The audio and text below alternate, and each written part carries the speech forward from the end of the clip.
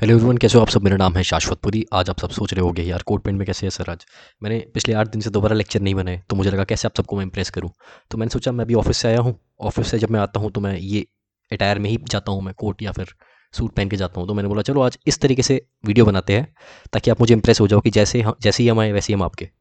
क्या लाइन बोली, जैसे ही हम आए वैसे ही आपके, तो मतलब आप इंप्रेस हो जाओ। इसलिए मैं सोचा चलो आज कोट में ही बनाते हैं वीडियो। कोई बात नहीं, मैं जैसे ही आया ऑफिस से वीडियो बनानी चालू कर दी।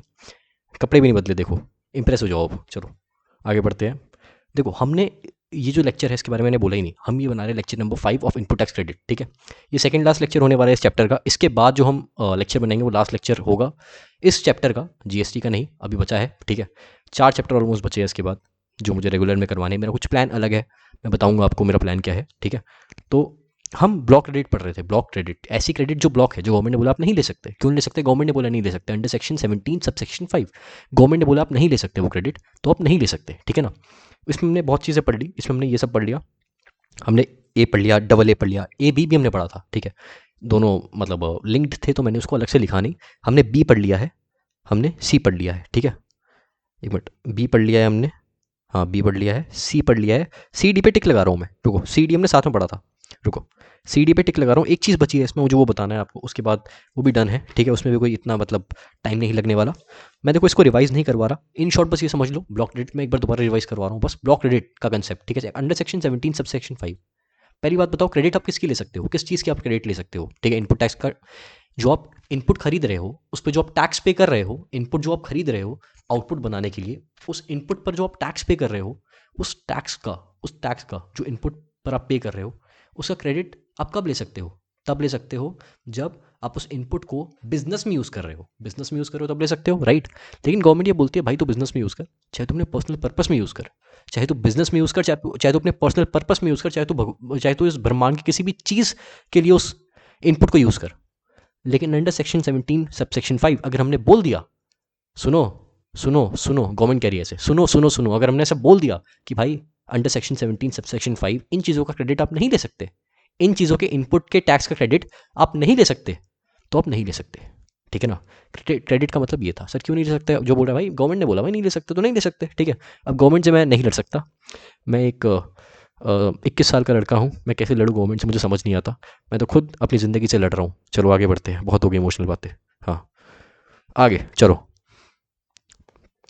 हम्म, कहाँ कहाँ कहाँ, यहाँ। हाँ, अब आओ बच्चों, तुम्हें सिखाए। मैं खुद बच्चा हूँ और मैं खुद सीख रहा हूँ, लेकिन सिखाने की इच्छा रखता हूँ। चलो, C plus T, C plus T. ठीक है, हम ब्लॉक क्रेडिट का point number C, point number D पढ़ रहे थे। ठीक है, हम सुनो इसमें हमने क्या पढ़ा, इसमें हमने क्या पढ़ा, बस इस चीज़ को रिवाइज करवाऊंगा। हमें 3 मिनट हो चुके हैं, ऑलमोस्ट 3 मिनट हमें ऑलमोस्ट हो चुके हैं, लेकिन फिर भी मैं बेशरम हूँ। सुनो, वर्क्स कॉन्ट्रैक्ट या गुड्स और सर्विस, अगर आप इनका इनपुट ले रहे हो, अगर आप वर्क्स कॉन्ट्रैक्ट का, जिसका मैंने आपको डेफिनेशन गूगल करके बताया था। ठीक है, वर्क्स कॉन्ट्रैक्ट या फिर गुड्स या सर्विस, गुड्स और सर्विस का इनपुट ले रहे हो, इन दोनों का इनपुट ले रहे हो, इन दोनों का इनपुट ले रहे हो, इनपुट। ठीक है, इन दोनों का इनपुट ले रहे हो, मतलब इनकी सर्विस ले रहे हो, इनकी सर्विस ले रहे हो, इन वर्क्स कॉन्ट्रैक्ट की सर्विस ले रहे हो और गुड्स और सर्विस ले रहे हो, गुड्स या फिर सर्विस ले रहे हो एज इनपुट फॉर व्हाट, किस चीज़ के लिए इनपुट क्यों लेते हो आप? आउटपुट बनाने के लिए इनपुट क्यों लेते हो? आउटपुट बनाने के लिए। तो वर्क्स कॉन्ट्रैक्ट या गुड्स और सर्विस का इनपुट ले रहे हो for what? For construction of immovable property, for construction of immovable property. अगर आप इसके लिए इन दोनों का इनपुट ले रहे हो ना, इसके लिए इन दोनों का इनपुट ले रहे हो ना, इन that case ITC is not allowed, ITC is blocked, ITC is blocked. ठीक है ना, ठीक है ना। ये मैं जान के रिवाइज करवा रहा हूँ, ठीक है, दोबारा से ये इंपॉर्टेंट है। ठीक है, आईटीसी इज ब्लॉक्ड। ठीक है, लेकिन अगर आप इनका इनपुट ले रहे हो for construction for construction of plant and machinery, for construction of plant and machinery, उस केस में अलाउड है, उस केस में आईटीसी अलाउड है, उस केस में आईटीसी अलाउड है। ठीक है ना, ज़्यादा इन डिटेल नहीं जा रहा, जिसको इन डिटेल जाना है वैसे इन डिटेल ही जा रहा हूँ मैं, मतलब और ज़्यादा इससे भी ज़्यादा इन डिटेल नहीं जा रहा, जिसको इससे भी ज़्यादा इन डिटेल जाना है वो लास्ट लेक्चर में जा सकता है। ठीक है, जरूरत पड़ेगी नहीं, इसके बाद जरूरत पड़ रही है ना तो चले जाओ लास्ट लेक्चर में, कोई बात नहीं। हाँ, ये छोड़ो अभी। हाँ, मतलब पढ़ लेना भाई, छोड़ो मतलब नहीं, मतलब अभी मैं नहीं बता रहा इस पे, जो मतलब रेलेवेंट है अभी आगे समझाने के लिए वही बता रहा हूँ। हाँ सुनो, इसके बाद एक्सप्लेनेशन तो बतानी थी, मैंने आपको बता दिया, मैंने आपको ये बता दिया वर्क्स कॉन्ट्रैक्ट या गुड्स और सर्विस अगर आप इनका इनपुट ले रहे हो for construction of immovable property, in that case ITC is not allowed. लेकिन अगर आप इसको यूज कर रहे हो for construction of anything other than plant and machinery, other than मतलब देखो, आई एम सॉरी क्या बोल रहा हूँ मैं, सॉरी, मैं ये बोल रहा हूँ कि अगर आप इमूवेबल प्रॉपर्टी के लिए इस इनपुट को ले रहे हो तो आईटीसी अलाउड नहीं है, लेकिन अगर आप प्लांट एंड मशीनरी के लिए ले रहे हो, प्लांट एंड मशीनरी के लिए ले रहे हो तो अलाउड है, तो अलाउड है, ठीक है ना, ये बताना चाह रहा हूँ मैं। चलो, अब दो एक्सप्लेनेशन थी, दो एक्सप्लेनेशन जिसमें जिसमें से मैंने एक लिखवा दी थी, एक मैंने लिखवा दी थी, ठीक है। अब एक एक्सप्लेनेशन मैंने लिखवा दी थी, वो क्या थी, for point C and point D, ठीक है। कंस्ट्रक्शन इंक्लूड्स, कंस्ट्रक्शन में क्या इंक्लूड होगा, कंस्ट्रक्शन में क्या इंक्लूड होगा, क्या चीज़ कंस्ट्रक्शन में इंक्लूड होगी, ठीक है। यहाँ जो मैंने लिखा है कंस्ट्रक्शन, इस कंस्ट्रक्शन में क्या चीज़ इंक्लूड होगी, इंपॉर्टेंट है, इसलिए आपको बार बार मैं मतलब बता रहा हूँ, ठीक है। तो कंस्ट्रक्शन में इंक्लूड होगा reconstruction, renovation, addition, alteration, repair. Reconstruction, renovation, alteration, addition and repair, ये सारा कंस्ट्रक्शन में इंक्लूड होगा। ट्रिपल आर मूवी आई थी ना, RRR, RRR double A, RRR double A, ठीक है, डबल ए RRR, ठीक है, मतलब ऐसे याद कर लो, ठीक है। कंस्ट्रक्शन में क्या आएगा, कंस्ट्रक्शन में क्या आएगा, RRR double A, RRR double A, ठीक है। ये आएगा कंस्ट्रक्शन में to the extent of capitalisation. यहाँ ध्यान से सुनो, मैंने इसको स्टार मार्क किया था, नहीं किया, अरे तो अब कर देता हूँ, कोई बात नहीं। देखो, to the extent of capitalisation of immovable property, to the extent of capitalisation of immovable property, ठीक है। क्या मतलब इसका, इसका मतलब क्या, जो मैं बोलना चाह रहा हूँ, इसका मतलब ये है, इसका मतलब ये है, मैंने आपको लास्ट क्लास में बताया था, अगर अपने बैलेंस शीट में, अगर अपने बैलेंस शीट में कंस्ट्रक्शन को दिखा दिया है ना, और इस पर आप डेप्रिसिएशन क्लेम कर रहे हो, इस पर आप डेप्रिसिएशन क्लेम कर रहे हो, माइनस करते हो ना, यहाँ पे माइनस करते हो, यहाँ पीएनएल में हाँ डेबिट साइड में डेप्रिसिएशन क्लेम करते हो, तो उस केस में आप आईटीसी नहीं ले सकते। लेकिन अगर आपने इसको एज रेवेन्यू आइटम दिखा दिया है, आपने रेवेन्यू आइटम दिखा दिया, आपने बैलेंस शीट में नहीं दिखाया इसको एसेट साइड पे, आपने डायरेक्टली इसको यहाँ पर दिखा दिया, मतलब यहाँ पर अगर आप 1000 दिखाने वाले थे, डेप्रिसिएशन 10% लेके 100 रुपये यहाँ दिखाने वाले थे पीएनएल में, आपने ये काम नहीं किया। अब आपने क्या किया, डायरेक्ट पीएनएल में 1000 रुपये दिखा दिए डेबिट साइड में, इस केस में आप आईटीसी ले सकते हो, इस केस में ले सकते हो। लेकिन अगर आपने बैलेंस शीट में दिखाया है एसेट, तो आप नहीं ले सकते, जिस पर आप डेप्रिसिएशन क्लेम कर रहे हो, ठीक है ना। इसका ये मतलब था, मैंने इन शॉर्ट बताया आपको, अगर आपको इन डिटेल जाना है तो आप लास्ट लेक्चर में जा सकते हो, ठीक है ना, ये ज़रूरी था मुझे बताना। इन शॉर्ट, अगर आप कैपिटलाइज कर रहे हो इसके इनपुट को, इन दैट केस आप आईटीसी नहीं ले सकते। लेकिन अगर आपने इसके इनपुट को, अगर आपने वर्क्स कॉन्ट्रैक्ट या गुड्स और सर्विस लिया है as input for construction of immovable property, और अगर आपने उसको कैपिटलाइज नहीं किया, अगर आपने उसको कैपिटलाइज नहीं किया, आपने उसको रेवेन्यू नेचर में दिखा दिया, पीएनएल में डायरेक्ट एज इट इज डाल दिया, as under in debit side, in that case आप आईटीसी ले सकते हो, इन दैट केस आप आईटीसी ले सकते हो, ठीक है ना। समझ गए। कोई डाउट हो तो आप मुझसे मेरे नंबर पर या फिर कमेंट पे आप मुझसे डाउट पूछ सकते हो, मुझे कोई दिक्कत नहीं है, मुझे परेशान करो और बहुत अच्छे से परेशान करो, मैं परेशान होना चाहता हूँ, ठीक है। आओ, सुनो अब, इसके बाद मैंने कंस्ट्रक्शन का मतलब आपको बताया, कंस्ट्रक्शन का क्या मतलब है। अब मैं आपको मतलब बताऊंगा प्लांट एंड मशीनरी का। प्लांट एंड मशीनरी का क्या मतलब है, यहाँ पर हमने कंस्ट्रक्शन का मतलब सुना ना, प्लांट एंड मशीनरी का क्या मतलब है, अंडर एक्सप्लेनेशन, ठीक है। सुनो, इसको मैं लिखूंगा, इसको मैं लिखूंगा,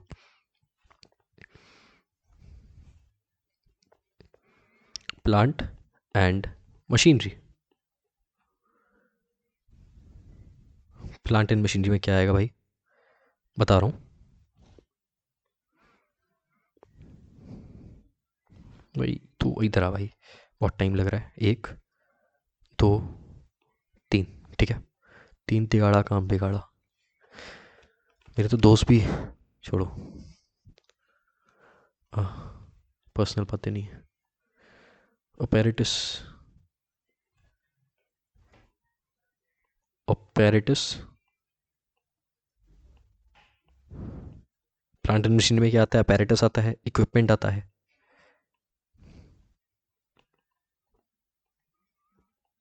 इक्विपमेंट भी प्लांट एंड मशीनरी के अंदर आता है। उसके बाद मशीनरी, बोलने की बात है ये, प्लांट एंड मशीनरी, मशीनरी तो लिखा है सर, हाँ, मशीनरी भी प्लांट एंड मशीनरी के अंदर आता है। थैंक यू सर, क्या बड़ी बात बता दी आपने, मज़ा आ गया सुन के, अरे वाह, ताली बजाओ, ठोको ताली। हाँ, सुनो,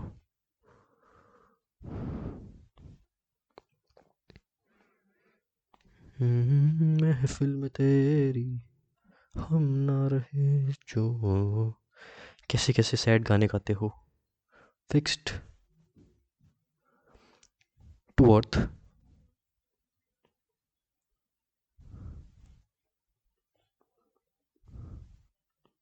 fixed to earth by foundational,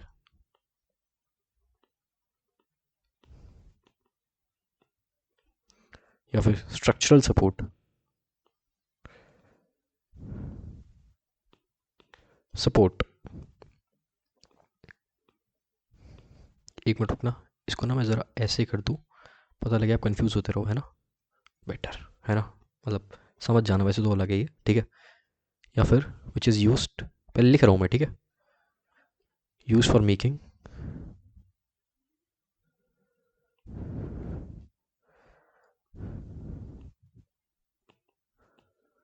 making outward supply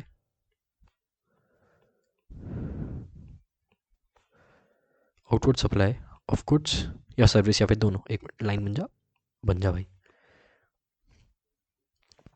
line बनती है तो राइटिंग अच्छी नहीं आती, राइटिंग अच्छी आती है तो लाइन नहीं बनती भाई। कहाँ जाए, जाए तो जाए क्या, करे करे तो करे क्या। गुड्स या फिर सर्विस या फिर बोथ। ठीक है, आओ आगे समझाऊंगा, इसका मतलब समझाऊंगा, एक मिनट रुक जाओ, ठीक है ना। इंक्लूड्स, क्या इंक्लूड होगा, रेड से लिखूँ क्या इसको, हाँ रेड से लिखता हूँ ज़रा ना। इंक्लूड्स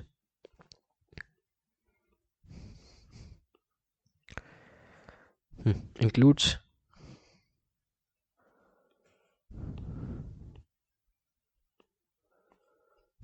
फाउंडेशनल, अरे भाई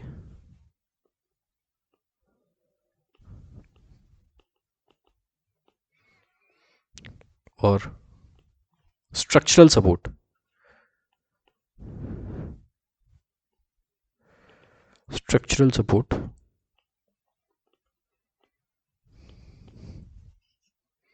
अब एक्सक्लूड्स, इंक्लूड तो मैंने बता दिया, एक्सक्लूड क्या क्या होगा भाई।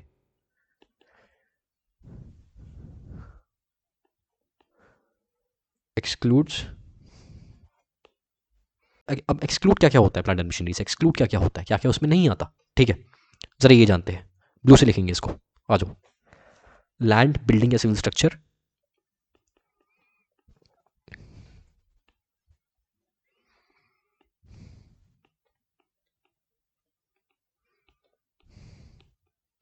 लैंड, बिल्डिंग या सिविल स्ट्रक्चर, या फिर telecommunication tower,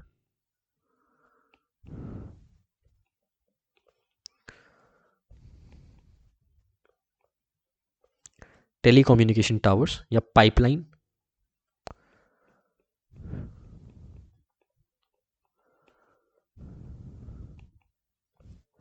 late outside,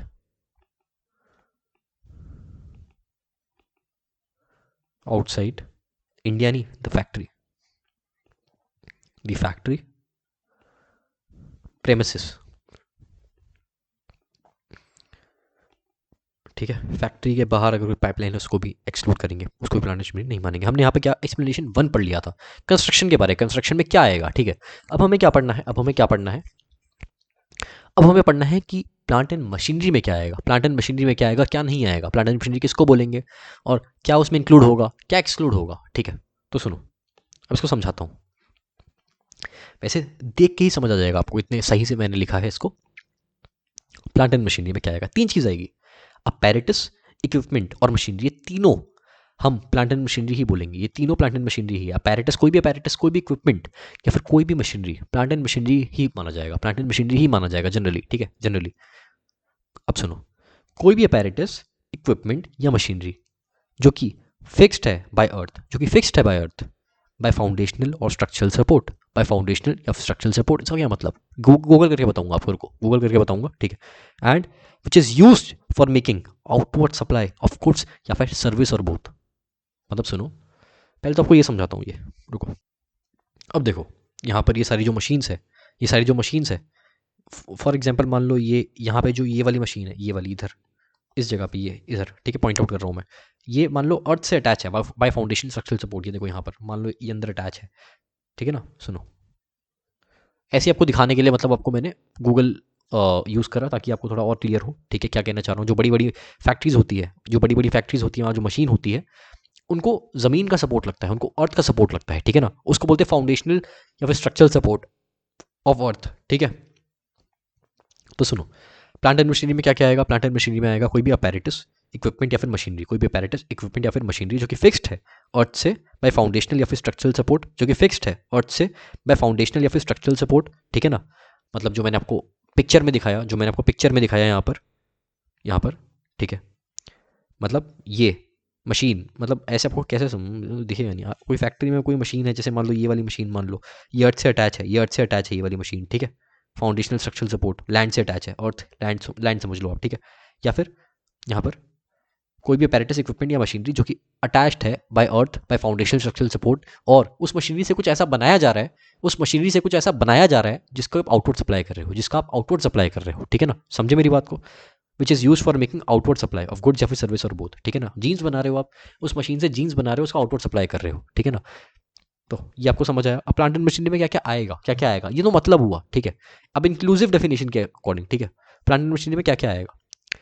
plant and machinery में आएगा ये फाउंडेशनल स्ट्रक्चरल सपोर्ट भी, ये फाउंडेशनल स्ट्रक्चरल सपोर्ट, ये फाउंडेशनल और स्ट्रक्चरल सपोर्ट भी प्लांट एंड मशीनरी के अंदर ही आएगा, ठीक है ना। मतलब मान लो ये मशीन है, अब ये मान लो उसका सपोर्ट है ज़मीन से, ठीक है, ये सपोर्ट है, ये सपोर्ट भी P&M बोला जाएगा, प्लांट एंड मशीनरी, और ये तो है ही है, ये तो मशीनरी है ही है। तो ये दोनों मिल के प्लांट एंड मशीनरी है, दोनों मिल के प्लांट एंड मशीनरी है, ठीक है। ये सपोर्ट भी प्लांट एंड मशीनरी माना जाएगा, ठीक है। ये स्ट्रक्चरल सपोर्ट भी प्लांट एंड मशीनरी है, और ये प्लांट एंड मशीनरी तो है ही, ठीक है।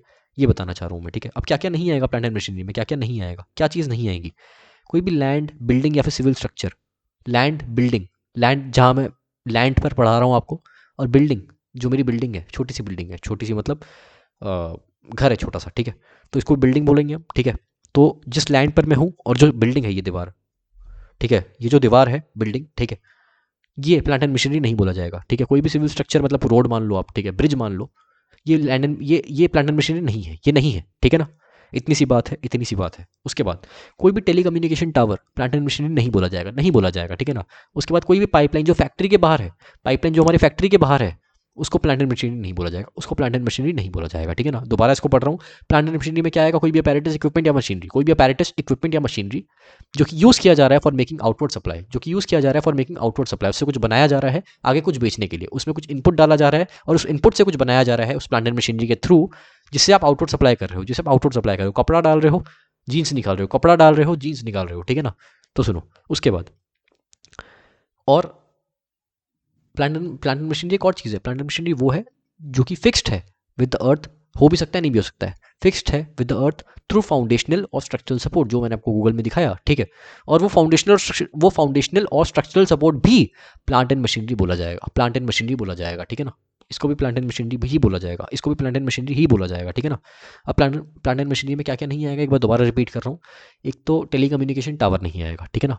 दूसरा लैंड, लैंड जहाँ पढ़ा रहा हूँ, बिल्डिंग ये दीवार, ठीक है, ये भी प्लांट एंड मशीनरी नहीं है। कोई सिविल स्ट्रक्चर बाहर, जो मेरे घर के बाहर रोड है, वो सिविल स्ट्रक्चर है। या फिर जब हम पहाड़ों में जाते हैं, हम वहाँ ब्रिजेस देखते हैं। अरे सर, मेरे घर के बाहर भी ब्रिज है, ऐसे मत बोलो, पहाड़ों में कभी ब्रिज नहीं होते। हाँ पता है मुझे, सॉरी। तो ब्रिज या फिर कोई भी ऐसी चीज़ सिविल स्ट्रक्चर है, उसको प्लांट एंड मशीनरी नहीं बोलोगे, ठीक है। और तीसरी चीज़ पाइपलाइन जो फैक्ट्री के बाहर है ना, जो पाइपलाइन फैक्ट्री के बाहर है, उसको भी आप प्लांट एंड मशीनरी नहीं बोलोगे, ठीक है ना। ये दो एक्सप्लेनेशन मुझे बतानी थी। सी खत्म हो गया, सी खत्म हो गया, ये इंपॉर्टेंट था। अब देखो कितनी तेजी में होता है चैप्टर, अब देखो कितनी तेजी में होता है, ठीक है। सुनो, अब ब्लॉक क्रेडिट कितनी तेजी में होता है। अब स्पीड देखो मेरी, अब क्रिश को पीछे छोड़ दूंगा मैं, स्पाइडरमैन को पीछे छोड़ दूंगा, अब रुको, फेंकते रहते हो सर आप।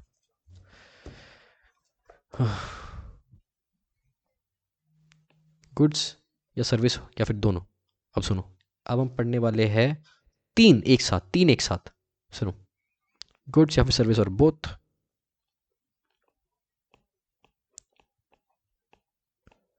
हम पढ़ने वाले 3 ब्लॉक क्रेडिट एक साथ।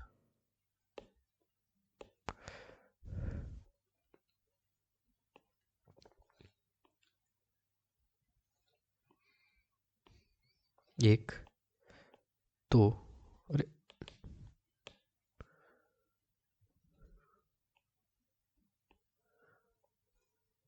दो, तीन, ई, एफ, जी, ठीक है। ये 3 पॉइंट हम पढ़ने वाले हैं। Tax paid,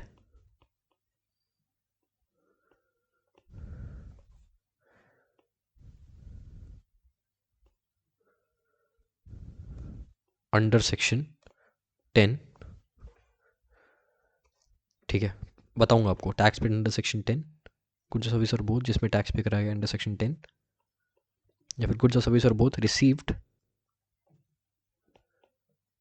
bye NRTP, that is non resident taxable person, जिसको हम रजिस्ट्रेशन चैप्टर में पढ़ेंगे, जिसके बाद हमें चालू करना है, स्टार्ट करना है। Except on goods imported by him, goods imported by him,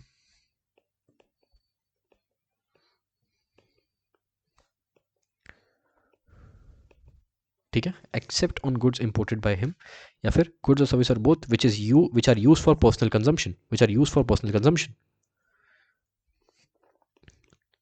used for personal consumption.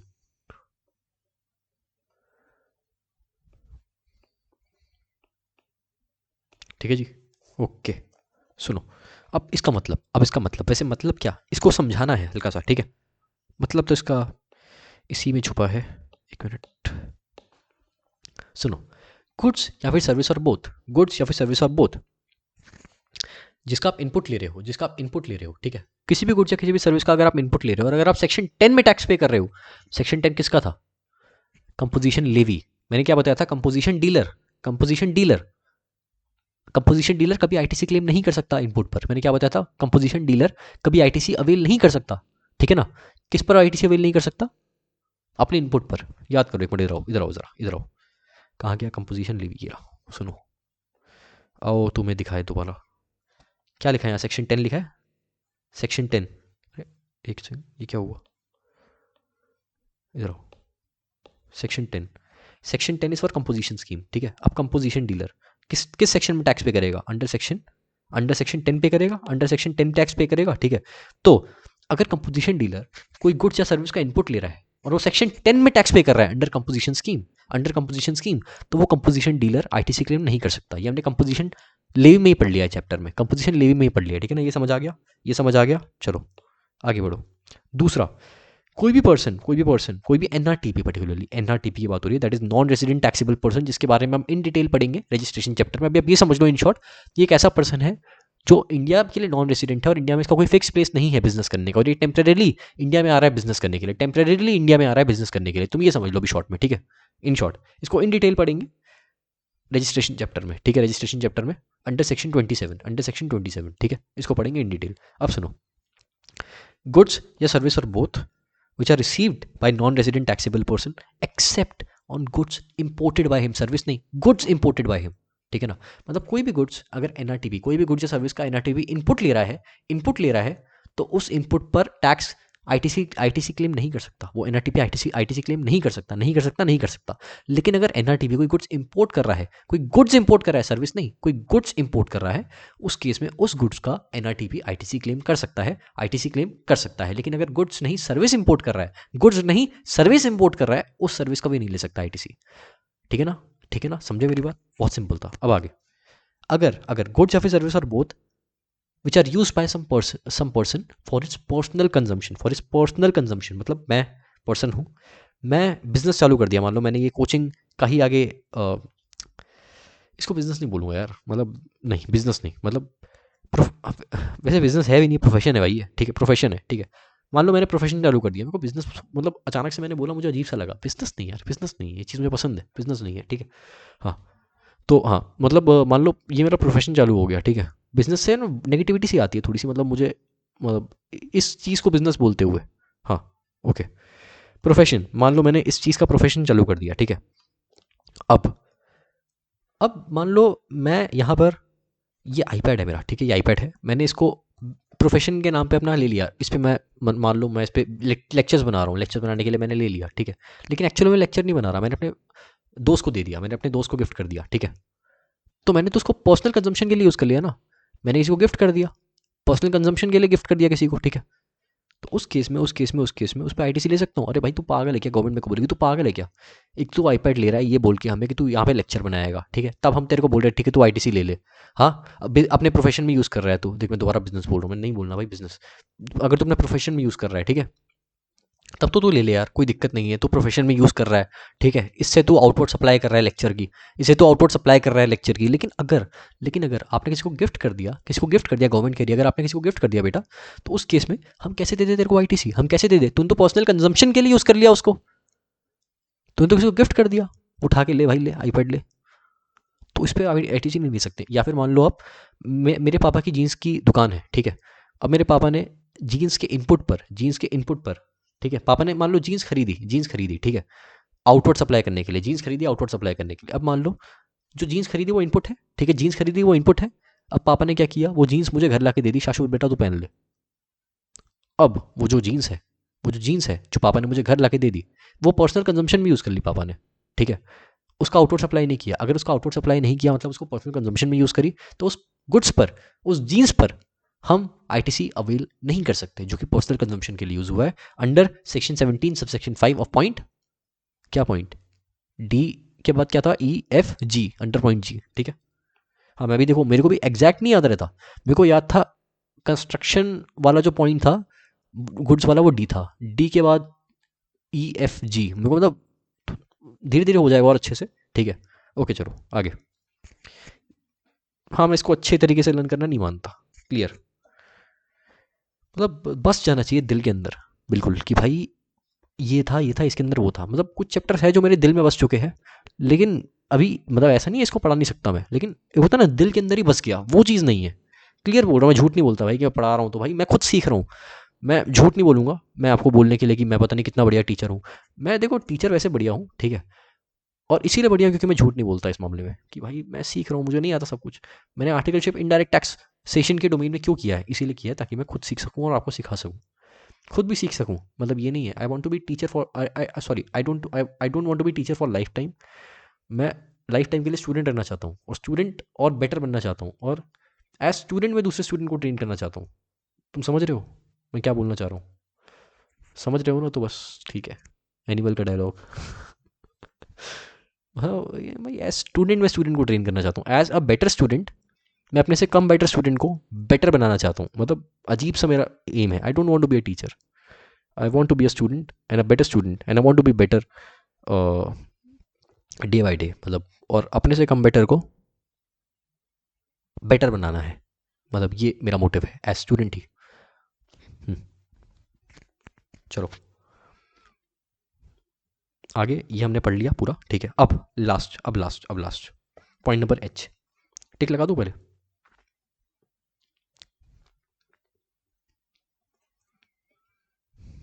ई हो गया, एफ हो गया, जी हो गया, अब एच बचा है। आई, आई मैं हटा रहा हूँ, आई इंटर बोल रहा हूँ मैं, इंटरमीडिएट मैंने कंप्लीट किया ना। बीकॉम के लिए इतना रेलिवेंट नहीं है, ठीक है, इंटरमीडिएट के लिए भी इतना रेलिवेंट नहीं है जिसका मैंने एग्जाम दिया था। बाकी जहाँ मैं काम कर रहा हूँ वहाँ तो सब कुछ रेलिवेंट है, पूरे प्रोविजन, कहीं से भी कुछ भी उठ के आ जाता है। वहाँ तो सी ए फाइनल के भी चीज़ें आ जाती है, क्या बताऊँ मैं आपको, दुख दर्द पीड़ा, कोई बात नहीं। एच, गुड्स,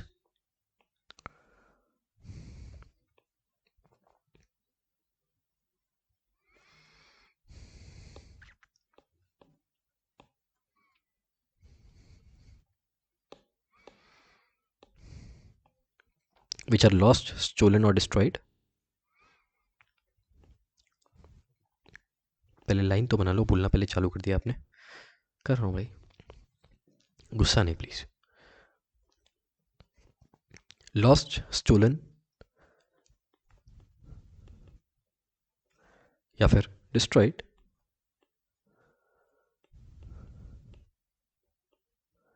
लॉस्ट, स्टोलन या फिर डिस्ट्रॉयड, इसको समझाऊंगा अभी, ठीक है। या फिर रिटर्न ऑफ, या फिर डिस्पोज्ड ऑफ, या फिर रिटर्न ऑफ,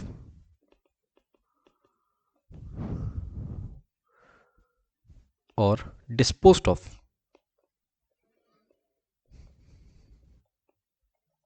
रिटर्न ऑफ या फिर disposed of by gift, gift कर दिया भाई, गिफ्ट कर दिया, ठीक है, गिफ्ट या फिर free samples, free samples, free samples, ठीक है ना।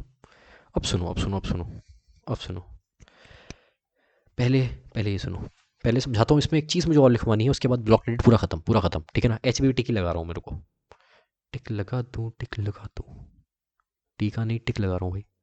टीका इज उसको बोलते हैं ना इंजेक्शन को, वैक्सीनेशन इज टीका। हाँ ओके, सुनो अब मेरी बात सुनो, ध्यान से सुनो और बहुत अच्छे से सुनो। हाँ सुनो अब, शाहरुख खान भी इसी तरीके से बोलता है ना बहुत डीप वॉइस में। मेरी बात सुनो, ध्यान से सुनो, अच्छे से सुनो, भाई मेरा गला ही खराब हो जाएगा। सुनो सुनो अब सुनो, अगर कोई गुड्स लॉस्ट हो गए, कोई गुड्स लॉस्ट हो गए, कोई गुड्स खो गए, कोई गुड्स खो गए, ठीक है ना। आपने आपने मान लो जीन्स कहीं पे रखा था बेचने के लिए, आपने जीन्स कहीं पे रखा था, खो गए, मिल नहीं रहे, अरे कहाँ चले गए, अरे अरे अरे कहाँ चले गए, कहाँ चले गए। अब गवर्नमेंट कह रही है भाई देखो नहीं मिल रहे ना, उसको आईटीसी नहीं मिलेगा, नहीं मिल रहे ना आईटीसी नहीं मिलेगा। मतलब देखो ऐसे तो भाई तुम जीन्स लाओ खोदो, जीन्स लाओ खोदो, मतलब गवर्नमेंट का पागल बना रहे हो तुम। कॉल आ रहा है, एक सेकंड रुकना। हाँ कॉल काट दिया, रुको एक सेकंड।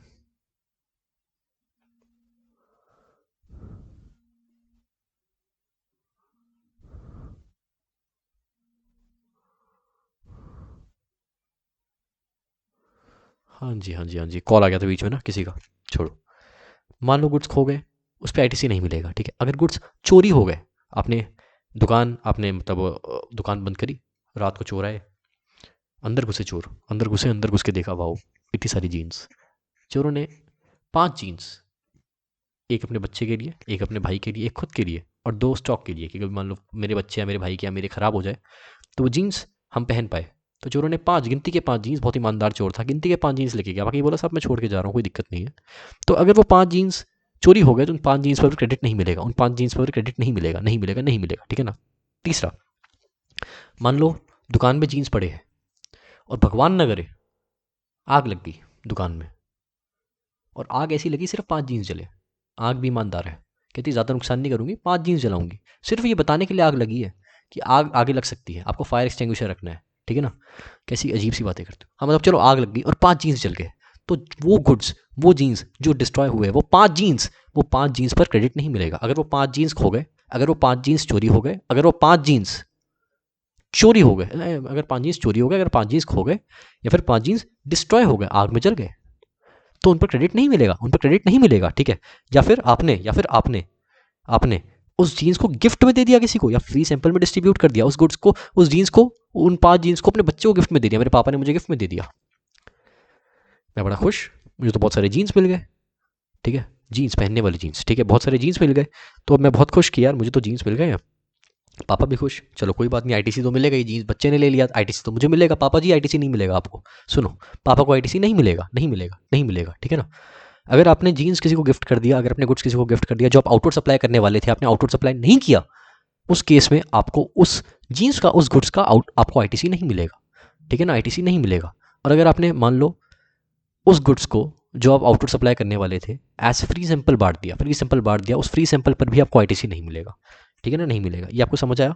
अब सुनो, अब आपको यहाँ पे एक चीज़ लिखवानी है मुझे। इफ़ इफ़ इफ़ इफ़ बहुत भारी वर्ड है। If ITC is taken, if ITC is taken, then it is supply, and then it is treated as supply as per paragraph 1 schedule 1। याद हमने पढ़ा था, इसको मैं खोल के दिखाऊंगा आपको ना, शेड्यूल 1। यार चलो छोड़ो यार, देखता हूँ दिखाऊँ कि ना दिखाऊँ, आपको याद तो आना चाहिए वैसे आपको। GST is payable and ITC is allowed। Schedule 1 क्या था सप्लाई में, शेड्यूल 1 क्या था, याद करो, याद करो। शेड्यूल 1 था कुछ ऐसे गुड्स, कुछ ऐसे गुड्स या सर्विस जिनको आप सप्लाई मानोगे, अगर अगर आपने उनके बदले में कंसिडरेशन ली हो या ना ली हो तब भी, ठीक है। अगर मान लो कोई गुड्स है या सर्विस है, अगर आपने उनके बदले कंसिडरेशन ली है चाहे नहीं लिया, उसको तब भी सप्लाई मानोगे, कंसिडरेशन ना ली हो तब भी सप्लाई मानोगे, ठीक है ना। शेड्यूल 1 ये बोलता था, शेड्यूल 1 बोलता था अगर कोई गुड्स या सर्विस आपने ली है, उसको उस पर आपने कंसिडरेशन नहीं ली है, आपने पैसे नहीं लिए हैं, तब भी आप उसको सप्लाई मानोगे, ये शेड्यूल 1 था, ये शेड्यूल 1 था। अब मैं आपको शेड्यूल 1 का पैरा नंबर 1 दिखा रहा हूँ, ये देखो, याद आएगा आपको, बहुत टाइम हो गया इसलिए दिखा रहा हूँ, तो दिखाता भी नहीं। सुनो, यहाँ हमारा चैप्टर चालू हुआ था, यहाँ पे हमने डेफिनेशंस पढ़ी थी, और यहाँ पर 7AA कहाँ गया, यहाँ पे चालू होने वाला होगा, made agreed to be made, ठीक है। कहाँ गया, कहाँ सम इंपॉर्टेंट डेफिनेशन, यहाँ से भाई चालू ही नहीं हो रहा यार, कहाँ गया, इम्पोर्टेशन ऑफ सर्विस, यहाँ इसके बाद यहाँ पर, अरे ये रहा, एक्टिविटी शैल बी ट्रीटेड, अरे activity shall be treated as supply even if it is made without consideration. कुछ एक्टिविटीज या ट्रांजेक्शन को सप्लाई माना जाएगा even if it is made without consideration, without पैसे के। अगर बिना पैसे के भी ये सारी एक्टिविटीज़ हुई तो उसको सप्लाई माना जाएगा, बिना कंसिडरेशन के भी ये सारी एक्टिविटीज़ हुई तो उसको सप्लाई माना जाएगा। इतना बोल रहा है शेड्यूल 1। इसका पैरा 1 क्या था? इसका पैरा 1 क्या था? इसका पैरा 1 था परमानेंट ट्रांसफर और disposal of business asset. Permanent transfer of disposal of permanent transfer और डिस्पोजल, दोबारा बोल रहा हूँ, परमानेंट ट्रांसफर और डिस्पोजल ऑफ बिजनेस एसेट। ठीक है, परमानेंट ट्रांसफर और disposal of business asset where ITC, देखो यहाँ पे क्या लिखा है, यहाँ पे where ITC has been availed on such asset. ठीक है ना, मैंने क्या बोला? अगर कोई ऐसा बिजनेस एसेट है, मैं शेड्यूल 1 ऐसे ही बता रहा हूँ, कोई ऐसा बिजनेस एसेट है, ठीक है, जिसको आप परमानेंटली ट्रांसफर कर रहे हो बिजनेस से, जिसको आप परमानेंटली ट्रांसफर कर रहे हो बिजनेस से। फॉर एग्जांपल आप गिफ्ट दे रहे हो किसी को, उस बिजनेस एसेट, आईपैड है मान लो, मेरा बिजनेस एसेट है, ठीक है, प्रोफेशनल एसेट है, बिजनेस नहीं बोलूंगा, चलो बिजनेस अभी के लिए बोल रहा हूँ, एग्जांपल के लिए बिजनेस एसेट है मेरा आईपैड। ठीक है, अब मैं इसको परमानेंटली डिस्पोज कर रहा हूँ, परमानेंटली ट्रांसफर कर रहा हूँ। कैसे ट्रांसफर कर रहा हूँ? तरीका होता है ना, गिफ्ट दे रहा हूँ किसी को, या फिर मैं फ्री सैंपल में बांट रहा हूँ इसको। फ्री, इतने पैसे नहीं है, मैं गिफ्ट ही दे रहा हूँ भाई। हे भगवान, क्या बोल रहा हूँ मैं? काश इतने पैसे हो मेरे पास, वैसे मैं सही बोल रहा हूँ। हाँ, मेरी बात पे सरस्वती जी बैठ जाए, कोई दिक्कत नहीं है। फ्री सैंपल में मैं आईपैड बांट रहा हूँ, बताओ। हाँ, तो मान लो मैं किसी को गिफ्ट दे रहा हूँ आईपैड, ठीक है। अब ये मेरा बिजनेस एसेट है, इसको परमानेंटली मैं ट्रांसफर कर रहा हूँ, ठीक है, और मैंने इस पर आईटीसी भी ले लिया क्योंकि मैं इसमें पढ़ा रहा हूँ, इसको मैं पढ़ा रहा हूँ। तो इसको ना एज पर शेड्यूल 1 आप सप्लाई कंसीडर कर लो, ठीक है। आप आईटीसी ले लो, आप आईटीसी ले लो, आप आईटीसी लेके रखो। मैंने आईटीसी ले ली है इसकी, मैंने इस आईपैड की आईटीसी ले ली है, ठीक है। और आईटीसी लेने के बाद मैं इसको किसी को गिफ्ट दे रहा हूँ, और गिफ्ट देकर अपने इस बिजनेस एसेट को परमानेंटली ट्रांसफर कर रहा हूँ। तो गवर्नमेंट कहती है अगर आपने पैसे नहीं लिए ना, सामने वाले से पैसे नहीं लिए ना, गिफ्ट दे दिया ना आपने, उस केस में आप इसको सप्लाई कंसीडर कर लो, उस केस में आपको इसको सप्लाई कंसीडर कर लो as per schedule 1 para number 1। ठीक है ना। अब देखो, अब यहाँ पर आ रहा हूँ दोबारा, ठीक है ना। अब यहाँ पर मैंने क्या लिखा है, इसको पहले बॉक्स बना लूँ।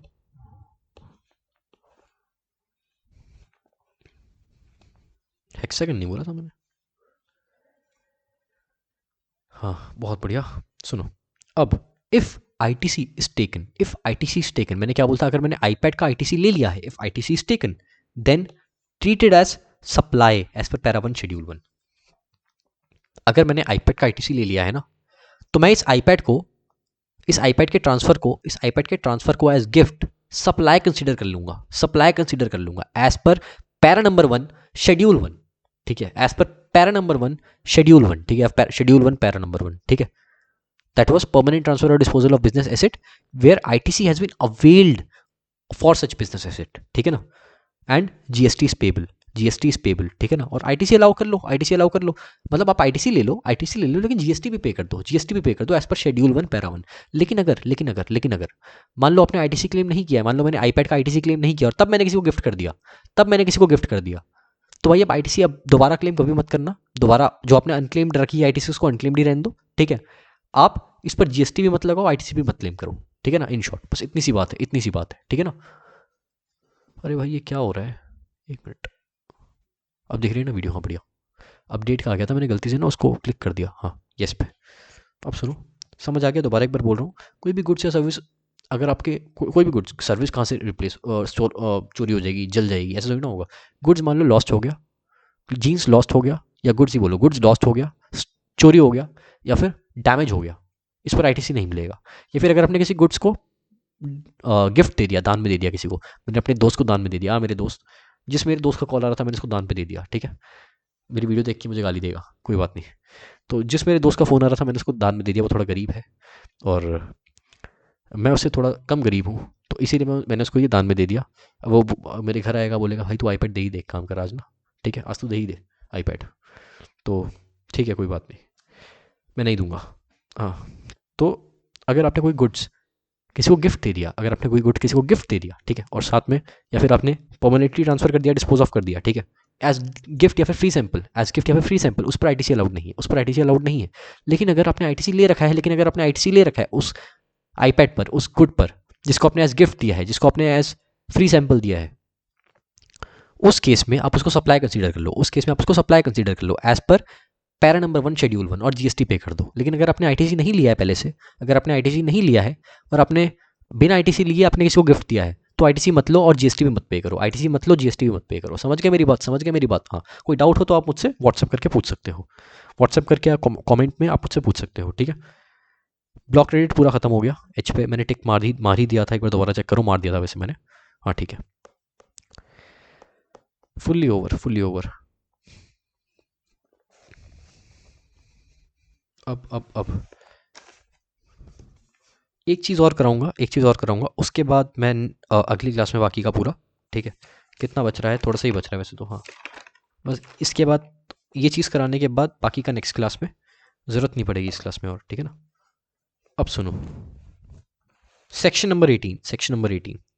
अरे भाई, आज फिर कितने चल रही है मेरी वीडियो। और section 18,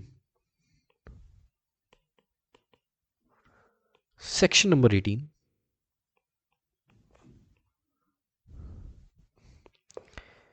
availability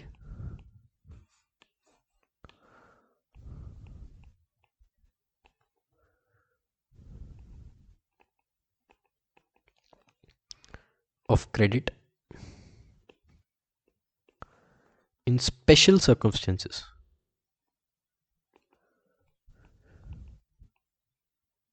special circumstances,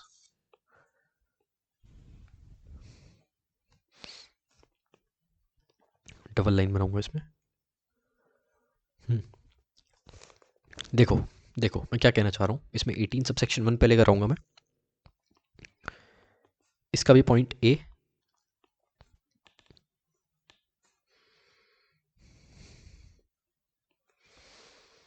plus B दोनों साथ में करा रहा हूँ। 18 सबसेक्शन 1 का क्लॉज ए क्लॉज बी दोनों साथ में करा रहा हूँ मैं, ठीक है। अ person who, a person who, ये पूरा ख़त्म करवाने के बाद ही मैं ये मतलब ये वाला ए और बी, उसके बाद मैं लेक्चर बंद कर दूंगा आज के लिए, ठीक है। अ person who,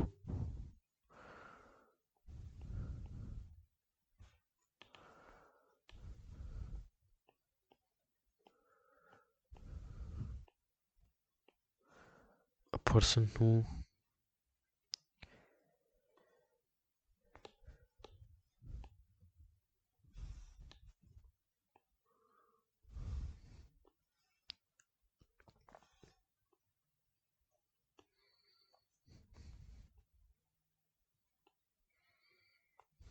a person who A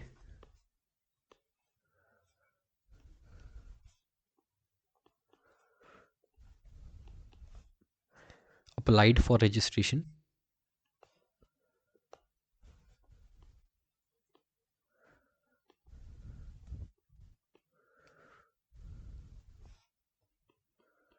applied for registration within 30 days,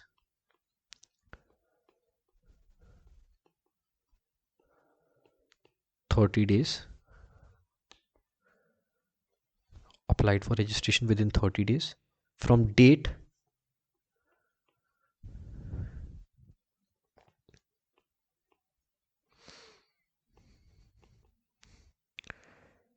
he became liable to register and granted such registration.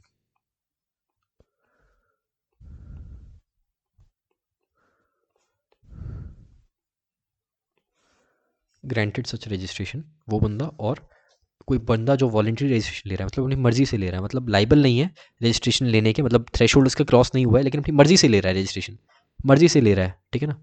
मर्जी से तीर छोड़ो, क्या बोलते हैं, टेक्स।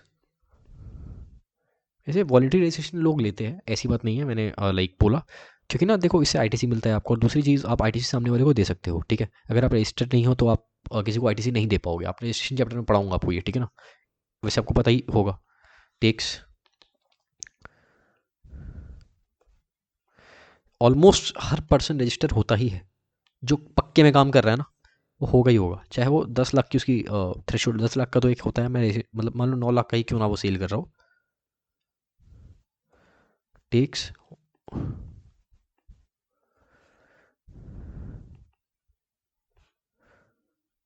ठीक है ना, takes voluntary registration.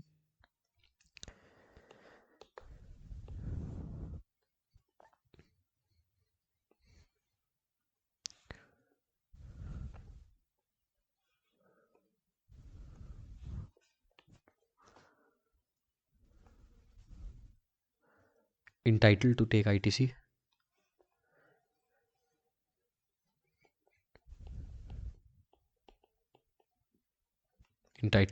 ITC of, समझाऊंगा इसको मैं, ठीक है, of input held in stock या फिर input contained semi finished goods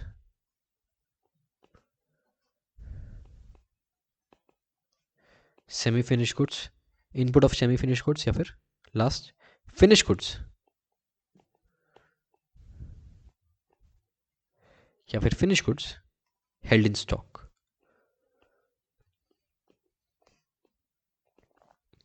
finish goods held in stock, ठीक है। अब इसको आगे बढ़ाऊंगा मैं, बहुत लिखने में टाइम लग रहा है, समझाने में लगेगा इतना, लिखते लिखते भी हल्का फुल्का खुद समझने की कोशिश करो, हल्का फुल्का, ऐसे तो पूरा ही आ जाएगा, हल्का फुल्का क्या, जो समझदार है उसको पूरा आ जाएगा। On the day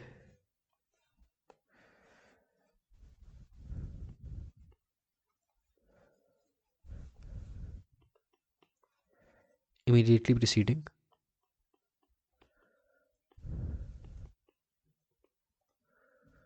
preceding the date liable to pay tax, he is liable to pay tax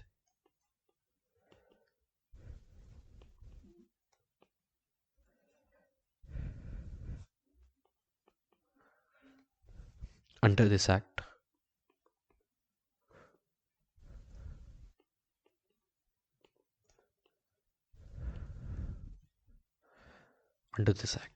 on day immediately preceding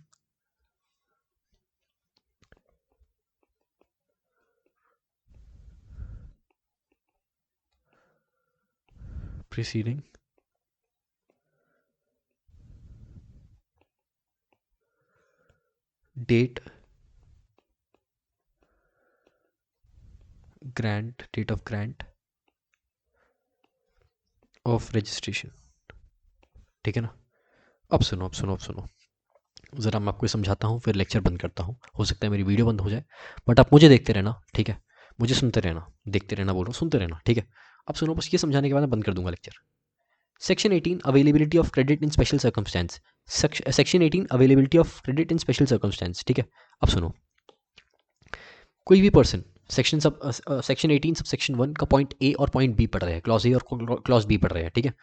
कोई भी person who applied for registration within 30 days from the date he, video बंद हो चुकी है, within 30 days from the date he became liable to register and granted such registration. सुनो मैं क्या कहना चाह रहा हूँ, क्या बोले, एक चीज़ मैं आपको बताना चाहूँगा यहाँ पे क्या इसका मतलब है। कोई भी पर्सन है, मान लो यह है 1/5/25 और ये है 30/5/25। अब कोई बंदा है, यहाँ पर क्या लिखा है, अब इस बंदे ने ये बंदा यहाँ पर लाइबल हो गया टू रजिस्टर, यहाँ पर इसकी थ्रेशोल्ड लिमिट 20 लाख से क्रॉस कर गई, यहाँ 21 लाख इसकी थ्रेशोल्ड लिमिट पहुँच गई, ठीक है। अब इसने यहाँ पर सोचा रजिस्टर मैं हो जाऊँ, यहाँ पर रजिस्ट्रेशन के लाइबल हो गया, सोचा नहीं, लाइबल हो गया, यहाँ पर लीगली लाइबल हो गया, जीएसटी लॉ के अकॉर्डिंग लाइबल हो गया कि रजिस्ट्रेशन लेनी है। अब विद इन 30 days इसने यहाँ पर 20 तारीख को रजिस्ट्रेशन ले ली, 20/5/25 को इसने रजिस्ट्रेशन ले ली, यहाँ पर ले ली इसने, ठीक है। तो विद इन 30 days के दायरे में है, ये विद इन 30 days के दायरे में है, अंदर ही है, विद इन 30 days के, ठीक है ना। अब सुनो, a person who applied for registration within 30 days, यहाँ विद इन 30 days उसने अप्लाई कर दिया था 20 तारीख को, 20/5/25 को, from the date he become liable to register, और उसको ग्रांट हो गई है रजिस्ट्रेशन, मतलब उसने अप्लाई भी कर दिया है प्लस उसको ग्रांट भी हो गई है, ठीक है ना। दोनों चीज़ हो चुकी है, अप्लाई भी कर दिया रजिस्ट्रेशन के लिए और उसको ग्रांट भी हो गई है, ठीक है। तो उस बंदे को वो बंदा किस चीज़ का आईटीसी ले सकता है, वो बंदा आईटीसी ले सकता है of input held in stock, मतलब क्लोथ, मतलब समझ लो जीन्स बना रहे हो, अल्टीमेट जीन्स बना रहे हो, यहाँ पर जीन्स, ठीक है। जीन्स बनाने के लिए इनपुट किस चीज़ का चाहिए, क्लोथ का चाहिए। अब मान लो सिला हुआ क्लोथ है, थोड़ा स्टिच क्लोथ है, ये stitch cloth semi finished, input of semi finished, मतलब आप एक WIP समझ लो, WIP, ठीक है, वर्क इन प्रोग्रेस। WIP का इनपुट ले सकते हो आप इनपुट का जो रॉ इनपुट है, बिल्कुल आपको रॉ मटेरियल का इनपुट ले सकते हो आप, इनपुट टैक्स क्रेडिट ले सकते हो, WIP का इनपुट टैक्स क्रेडिट ले सकते हो आप, और साथ में फिनिश गुड्स जीन्स का, इसका भी इनपुट टैक्स क्रेडिट ले सकते हो, इसका भी ले सकते हो, ठीक है ना। अब देखो, दोबारा बोल रहा हूँ, कोई भी person who has applied for registration within 30 days और उसको रजिस्ट्रेशन मिल गई है, उसको रजिस्ट्रेशन मिल भी गई है, तो वो बंदा किस चीज़ का ITC ले सकता है, किस किस चीज़ का ITC ले सकता है? वो बंदा ITC ले सकता है ऑफ, एक तरीके से मैं यहाँ पे बोलूँ तो रॉ मटेरियल का ले सकता है, WIP का ITC ले सकता है, और साथ में फिनिश गुड्स का ITC ले सकता है, ठीक है, इन सिंपल वर्ड्स, ठीक है ना। अब सुनो, यहाँ पर ये सारी चीज़ जो है, यहाँ पर ये जो सारी चीज़ है, ये जो रॉ मटेरियल है, ये जो WIP है सेमी फिनिश गुड्स, या फिर ये जो फिनिश गुड्स है अल्टीमेट जीन्स, ठीक है, ये जो चीज़ है, ये कब की मानी जाएगी, कब की मानी जाएगी? On the date immediately preceding the date, on the date immediately preceding the date he is liable to pay tax under this act. On the day immediately preceding the date he is liable to pay tax under this act. यहाँ पे मैं एक चीज़ लिखना चाहूँगा, रुको, समझाने के लिए, कॉम्प्लिकेटेड नहीं कर रहा, मैं बस लिखना चाह रहा हूँ। एक मिनट रुको, लाइन बन जा भाई। अरे लाइन क्यों नहीं बन रही भाई, एक मिनट रुकना।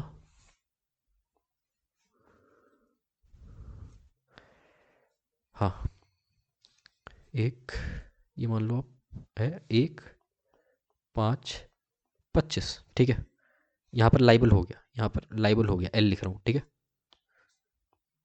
यहाँ पर लाइबल हो गया। अब यहाँ पर एक मिनट, ये क्या हो रहा है, ये इसको हटाओ।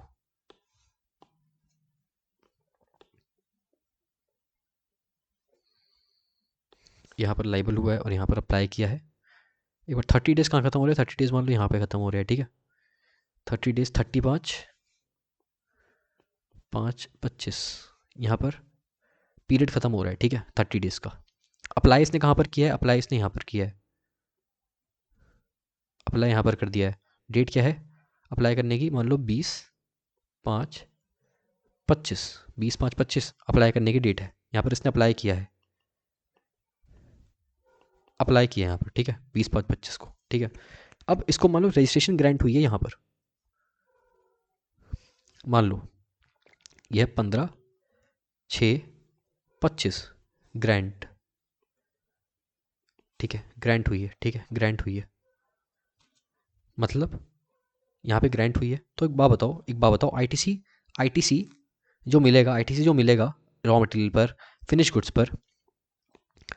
पर या फिर WIP पर, वो किस दिन के रॉ मटेरियल फिनिश गुड या WIP में मिलेगा? इस दिन के या इस दिन के जिस दिन उसने अप्लाई किया था उस दिन, या जिस दिन उसको रजिस्ट्रेशन ग्रांट हुई उस दिन, या फिर जिस दिन वो लाइबल हुआ उस दिन? आंसर है जिस दिन वो लाइबल हुआ उस दिन, इन दोनों में नहीं, ठीक है।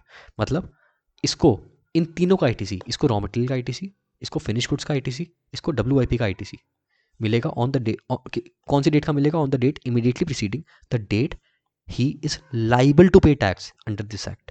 मतलब जिस दिन वो लाइबल हुआ, जिस दिन उसकी थ्रेशोल्ड लिमिट क्रॉस हो गई ना 20 लाख से, अभी जनरल थ्रेशोल्ड लिमिट की बात कर रहा हूँ, वैसे 10 लाख भी होता है, 20 लाख भी होता है, 40 लाख भी होता है, हम पढ़ेंगे इसको रजिस्ट्रेशन चैप्टर में, ठीक है ना। जिस दिन उसकी थ्रेशोल्ड लिमिट क्रॉस हो गई, जिस दिन वो लाइबल हो गया to pay tax under this act, उस दिन की हम ITC जो है ले सकते हैं of raw material, of WIP, या फिर ऑफ फिनिश गुड, ठीक है ना। समझे मेरी बात? थैंक यू सो मच, ये आपको बताना चाह रहा था। अब यहाँ पर बस इतना सा सुन लो, कोई ऐसा बंदा है जिसने वॉलंटरी रजिस्ट्रेशन ली है अंडर सेक्शन 25 सबसेक्शन 3, ये लिखना भूल गया, ठीक है, जिसको हम रजिस्ट्रेशन चैप्टर में पढ़ेंगे, अपनी मर्जी से ले लिया, उसकी थ्रेशोल्ड लिमिट क्रॉस नहीं हुई, उसने अपनी मर्जी से रजिस्ट्रेशन ले लिया, तो वो बंदा भी ITC ले सकता है of raw material, of finish goods, या फिर of WIP on the date immediately preceding the date of grant of registration. मतलब मान लो यहाँ पर इसने रजिस्ट्रेशन लिया, यहाँ पर इसको रजिस्ट्रेशन ग्रांट हुआ, यहाँ पर 1/5/25 को रजिस्ट्रेशन लिया, 20/5/25 को ग्रांट हुआ, तो इस दिन से एक दिन पहले का, डेट इमीडिएटली प्रीसीडिंग, इस दिन से एक दिन पहले के रॉ मटेरियल, इस दिन से एक दिन पहले के WIP, और इस दिन से एक दिन पहले के फिनिश गुड्स का ITC वो ले सकता है, ठीक है ना। यहाँ पर इस दिन से एक दिन पहले का ले सकता था, यहाँ पे इस दिन से एक दिन पहले का, ठीक है ना, बस ये डिफरेंस था। एक बार दोबारा बोल रहा हूँ मैं, a person who has applied for registration within 30 days from the date he is liable to register and granted such registration shall be eligible to take ITC of my raw material WIP या फिर finish goods देसी भाषा में, on the day immediately preceding the date he is liable to pay tax under this act, मैंने बस पढ़ा है, read किया है, ठीक है। और a person under point B who takes voluntary registration under section 25 subsection 3 under section 25 subsection 3 and he is entitled to take ITC of raw material again, work in progress again, and finished goods again on the date immediately preceding the date of grant of registration। इसको मैं एक बार अगली class में दोबारा अच्छे से समझाऊंगा, हो सकता है आपको थोड़ी डाउट आया हो यहाँ पर, बट कोई बात नहीं, नेक्स्ट क्लास में थोड़ा और अच्छे से समझाऊंगा इसको। चलो आज के इस लेक्चर को अब ख़त्म करते हैं, और ख़त्म करने से पहले मैं आपको यही बोलूँगा कि अच्छे से पढ़ो, और दोबारा से बोल रहा हूँ, बार बार बोलता रहता हूँ, अच्छे से पढ़ो। जो आपने इस क्लास में पढ़ा है उसको घर जाके अच्छे से रिवाइज़ करो। घर पे ही आप पढ़ रहे हो, सर हम घर पे ही पढ़ रहे हैं, अरे कुछ लाइब्रेरी में ही पढ़ते हैं मेरे जैसे। आपको पता है, एक स्टोरी सुनाऊंगा आपको, छोटी सी। कभी कभी हम सोचते हैं हमारी लाइफ में ना कुछ बढ़िया नहीं चल रहा, हमारी मर्ज़ी से नहीं चल रही वो चीज़, या फिर हम जो चाहते हैं वो चीज़ नहीं हो रही, हम ये ऐसा सोचते हैं, ठीक है। और मतलब मैं आपको एक स्टोरी सुनाता हूँ महाभारत की, ठीक है। अब अर्जुन ने ना प्रतिज्ञा ले ली थी कि वो किसी को मारेगा, जयद्रथ को मारेगा, क्योंकि जयद्रथ ने अभिमन्यु का, जो अर्जुन का बेटा था, उसको मार दिया था, उसका वध कर दिया था, ठीक है, छल से वध कर दिया था, ठीक है। मतलब क्या बोलूँ मैं, मतलब एक तरीके से छल का मतलब समझते हो ना आप, मतलब फॉल्सली उसका वध कर दिया था, ठीक है। तो मतलब क्या हुआ कि अब अभिमन्यु का उसने वध किया, तो अर्जुन ने बोला कि यार मैं तो उसको मारूंगा, मैं तो उसको कल सूर्यास्त से पहले उसको मार दूंगा, कल के सनसेट होने से पहले मैं इसको मार दूंगा। और अगर मैंने इसको नहीं मारा ना, अर्जुन ने बोला, अगर मैंने इसको नहीं मारा, अगर मैंने जयद्रथ को नहीं मारा ना, तो मैं खुद आग में जल जाऊंगा, लेकिन इसको या तो इसको मारूंगा या तो मैं मरूंगा। अर्जुन ने ऐसे बोल दिया, ठीक है। अब कृष्ण जी पीछे माथा पकड़ रहे, भगवान क्या बोल दिया इसने, क्या बोल दिया इसने कल भाई। अगर इसने ऐसी बात बोल दी, अर्जुन ने अगर इसने ऐसी बात बोल दी कि भाई जयद्रथ को मैं नहीं मारूंगा तो मैं, क्या बोलते हैं, अग्नि समाधि ले लूंगा, मतलब कल के सनसेट तक अगर अर्जुन ने नहीं मारा ना जयद्रथ को, अग्नि समाधि ले लेगा वो, अग्नि समाधि, ऐसा उसने बोल दिया, ठीक है। तो अब कृष्ण जी बोल रहे भाई तूने क्या बोल दिया है। अब अर्जुन ने बोल दिया अब तो मैंने बोल दिया है। अब क्या हुआ, सबको पता लग गया कि अर्जुन ने तो ऐसा बोल दिया है।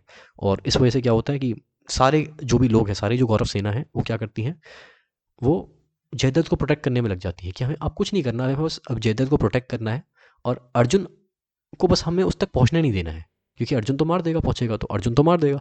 अर्जुन को बस पहुंचने नहीं देना है कल के सनसेट तक, और जैसे ही सनसेट होता है अर्जुन खुद ही मर जाएगा, और अगर अर्जुन मर गया तो महाभारत का युद्ध ही खत्म, समझे। तो फिर क्या होता है, सर ये कहानी क्यों सुना रहे, सुनो तो क्या हुआ, अब अगला दिन अर्जुन बस सनसेट से पहले, सनसेट होने ही वाला था अगले दिन, मतलब सबने जयद्रथ को इतने अच्छे से प्रोटेक्ट किया, गौरव सेना ने इतने अच्छे से प्रोटेक्ट किया, अर्जुन को मिला ही नहीं जयद्रथ, ठीक है। कृष्ण जी चिंता में, अर्जुन चिंता में कि भाई मैं तो मरने वाला हूँ, मैं क्या करूँ, क्या बोल दिया। कृष्ण जी उसको डांट रहे हैं, भाई तू और ले प्रतिज्ञा, और ले, और प्रोमिस कर फालतू के। तो मतलब कृष्ण जी ना उसको बस समझा रहे थे कि भाई देख ऐसे नहीं करना होता, ऐसे नहीं करना होता, तुम ऐसे फालतू में प्रोमिस मत करा करो, ठीक है ना, ऐसे फालतू में प्रोमिस तुम मत करा करो कभी भी। कृष्ण जी उसको ये समझा रहे थे, ठीक है ना। कि तो फिर क्या हुआ, अर्जुन ने बोला अब तो मैंने प्रॉमिस कर दिया, अब मैं क्या करूँ। कृष्ण जी ने बोला अब चल तूने कर दिया है ना, और तूने अपना कर्म भी किया है, पूरे दिन तूने जयद्रथ को ढूंढा है, पूरे दिन तूने जयद्रथ को ढूंढने में अपना मतलब कर्म तूने अपना पूरा कंप्लीट किया है। कृष्ण जी ने सारी ये बोला, तो चल अब तू बाकी का मुझ पे छोड़ दे, अब बाकी का मुझ पे छोड़ दे। अर्जुन को समझ नहीं आया कृष्ण जी क्या बोल रहे हैं, सनसेट होने वाला है, कुछ मिनट बचे हैं, कुछ घंटा, 1 घंटा बचा होगा, सनसेट होने वाला है, और अभी बहुत दूर है जयद्रथ फॉर एग्जाम्पल, ठीक है। तो क्या होता है, कृष्ण जी बोलते हैं मुझ पे भरोसा रख, मुझ पे भरोसा रख। अब क्या होता है, जब अर्जुन जयद्रथ के पास पहुंच जाता है ना, सनसेट होने वाला होता है, ठीक है, सनसेट होने ही वाला होता है, कृष्ण जी को दिख रहा है सनसेट होने वाला है। अब कृष्ण जी पता क्या करते हैं, सनसेट होने से पहले सन को ही छुपा देते हैं, सन को ही छुपा देते हैं, और सबको लगता है सनसेट हो गया, सबको लगता है सनसेट हो गया। और फिर क्या होता है कि उसके बाद जब सबको लगता है सनसेट हो गया, सब बहुत खुश हो जाते हैं, गौरव सेना बहुत खुश हो जाती है कि अर्जुन अब मरने वाला है, अर्जुन अब मरने वाला है, अर्जुन बहुत उदास हो जाता है। फिर जब वो लोग बहुत खुश हो जाते हैं ना, गौरव सेना, कि अब तो जयद्रथ नहीं मरेगा और अर्जुन मरने वाला है, अपने आप अग्नि समाधि ले लेगा, अपने आप को आग में भस्म कर लेगा, उसी समय पर कृष्ण जी सन को वापस ला देते हैं, और अर्जुन जयद्रथ को मार देता है। इस कहानी से आपने क्या सीखा, जब चीज़ें आपकी मर्जी से नहीं चल रही, जब चीज़ें अर्जुन की मर्जी से नहीं चल रही थी, जब सनसेट अर्जुन के मर्जी के बिना हो रहा था, तब भी अपना कर्म करते रहो, ठीक है, तब भी अपना जो आप करना चाहते हो वो काम करते रहो, भरोसा रखो खुद पर और उस पर। आज मैंने ये कहानी क्यों सुनाई मुझे नहीं पता, ये कहानी मुझे बहुत मोटिवेट करती है। चलो, thank you so much for listening till the and. और आप भी अगर कोई ऐसी चीज़ है आपके साथ जो आपकी मर्ज़ी से नहीं हो रही, अपना कर्म करो, मतलब उस पे अपना पूरी मेहनत से अपना काम करो। और बाकी सूरज छुपाने के लिए आपके लिए कोई आ जाएगा। चलो, thank you so much for listening till the end. Good bye.